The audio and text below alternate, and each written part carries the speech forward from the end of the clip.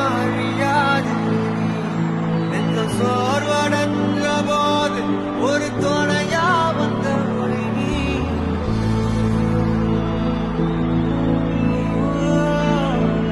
கண்ணில் நீர் வடிந்த போது சிறு துணியா எந்த ஒரு எதிர்பார்ப்புமே இல்லாம நீங்க என் மேல வச்சிருக்கிற இந்த அன்புக்கு நான் திருப்பி என்ன செய்ய போறேன் நண்பா?